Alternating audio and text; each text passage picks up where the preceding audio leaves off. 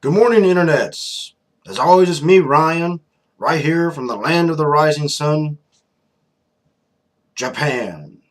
More specifically, Tokyo, Japan. So, good morning, y'all. Might be nighttime for some of y'all. Day of this recording, yeah, 8:30 a.m. Nice and early for me, though I like getting up early. Feels good, man. But still a little slow, kind of waking up. So, got some coffee. And I'll be having a couple of smokes. As always, hope you don't mind my smoking habit.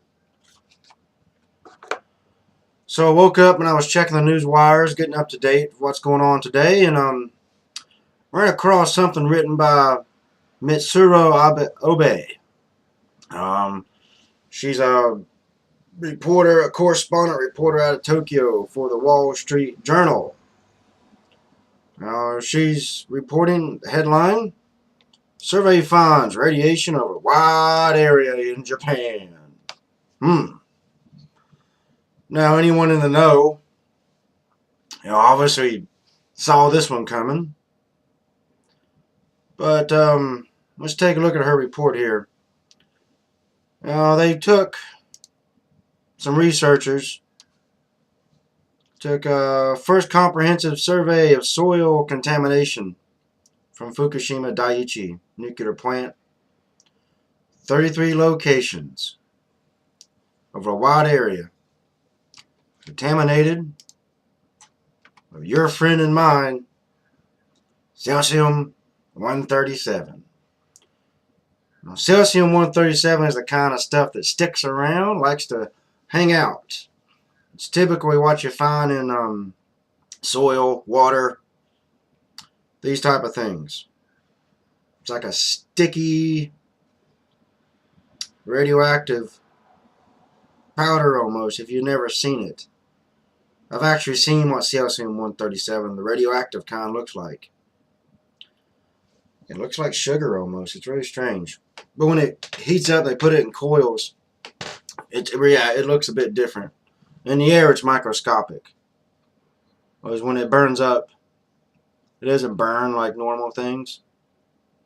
It burns up into almost like I said, microscopic. You can't see it with the human eye. So they found that. Now the survey took 2,200 locations within a 100 kilo area around a crippled plant. Now,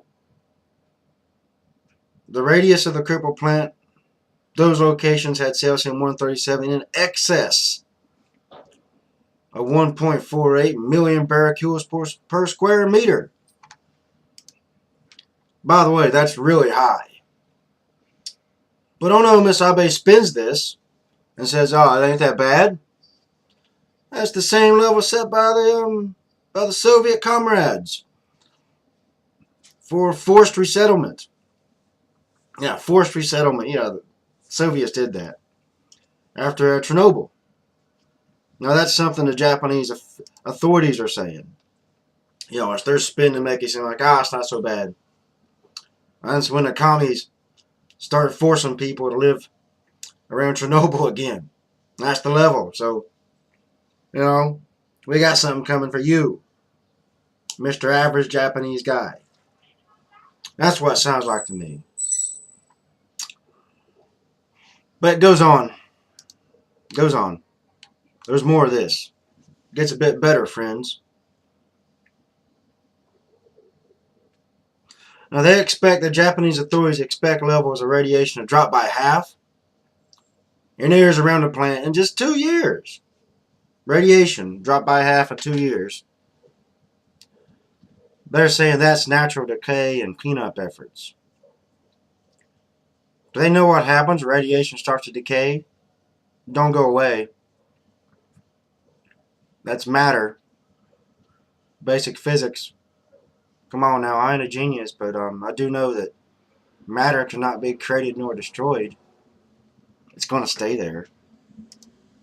even if some of its radioactiveness chills out, it's still going to be there, my friend, for generations. I swear. See, it's got to the point where I laugh when the Japanese authorities make statements, because I'm not some physicist, but Jesus, I can see some of this, you know. But, cesium-137 does have a half-life of 30 years, not 2. But it does have a half-life. And Miss Obey mentions that, trying to cover the Japanese officials' butt by saying that radioactive emissions decline only by half in 30 years and affect the environment another several generations.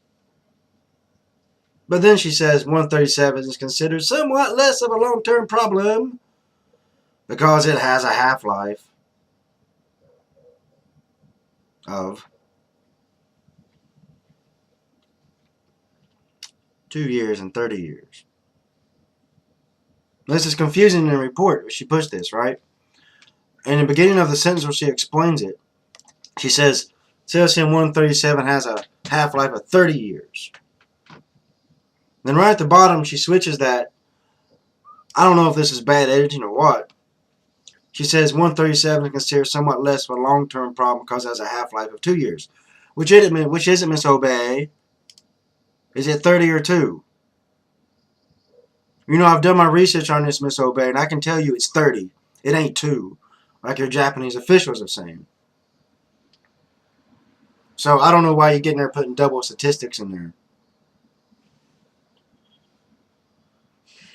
And I'm a journalist, so I can talk to you like that, Miss Obey. Man, everybody else reading this. You just don't do that.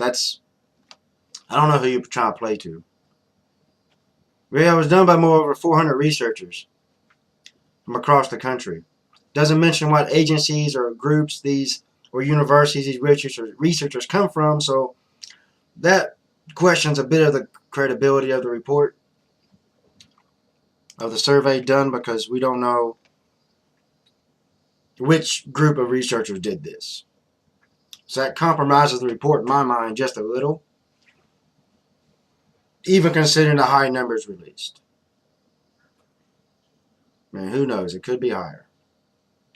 But if I knew what groups or organizations these researchers came from, I may give this a few more extra points of credibility. But we don't have that here, so we have to, like we do in America, we have to take their word for it, like they know. Well, no, that's a stupid idea. But we got to do with what we do. We got to deal with what we have here.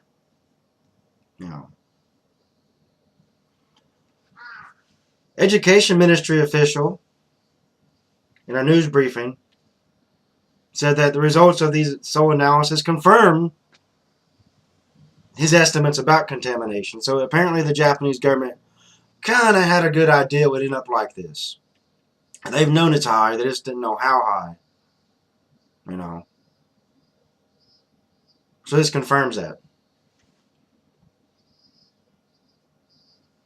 And a side note, apparently the Health and Labor Ministry of Japan is finally lowering the exposure limit for workers at the plant down from the 200 millisieverts per year that they had raised up on emergency level, allowing them to work there, down to 100 millisieverts.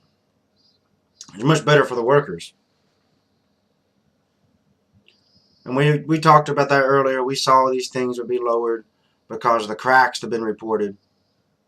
And of course, radiation around the reactors is getting lower because that's seeping into the soil. And now this report comes out and backs that up. And says, yeah, it's getting in the soil and it's pretty high. So lowering the exposure limit for the workers inside the plant is a expected thing to happen. Like I reported earlier, that Russia Today broke it that, there's cracks underneath the plant due to the earthquakes. And, of course, levels inside the plant are going to go down because all that radiation is seeping out into the soil. And this report backs that up. So you see, guys, it's been a continuing thing. Things are not getting better at that plant. And you put these things together and it makes total sense. Just the level of incompetence, man, it's coming out. Like I said in an earlier post, this isn't something you can play with, Japan. You gotta take this head on, and all this stuff keeps coming out. It's getting worse. You know, seems like TEPCO just trying to get the radiation away from the plant. If it goes in the soil, fine. They say, oh, it's not the plant. And they'll try to spin that eventually. You know, because these reports will slide away. And the Japanese people are going to believe the final thing the government says. What type of action they see. They see people moving back in there, they're going to believe it's okay. That's what we got going on in Japan right now. I'll end this a little earlier. You want to make a video response to this, please do. Want to add some more research or comments or thoughts, please do. You want to leave a comment response, you're more welcome to do that as well. And please tell people to subscribe to my channel if you've been enjoying the videos I've doing so far. Because I enjoy doing this as much as you enjoy watching it. So hey, spread the word. Till next time, this is Ryan here in Japan, checking out.